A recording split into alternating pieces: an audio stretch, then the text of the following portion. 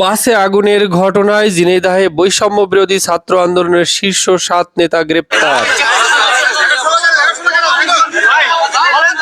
ভিডিওতে দেখছেন তাদেরকে গ্রেপ্তার করে প্রিজন ভ্যানে উঠানো হচ্ছে।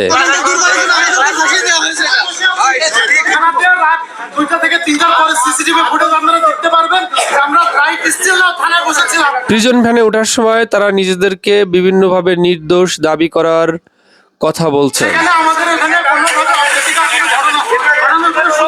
তারা বলছে তারা এই অপ্রীতিকর ঘটনা ঘটানোর সাথে জড়িত ছিল না। বলছে ওসি সাহেবের সাথে ঘটনা ঘটার সময় তারা থানার মধ্যে ছিল।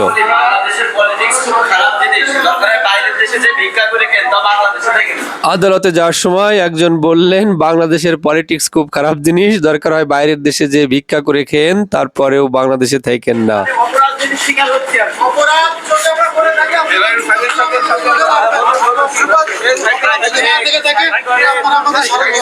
মুদ্রার কথা হচ্ছে, আসামি ধরে আদালতে নিয়ে যাওয়ার সময় কিছু সাংবাদিক তাদের পিছনে যেতে থাকে তাদের কথা রেকর্ড করার জন্য।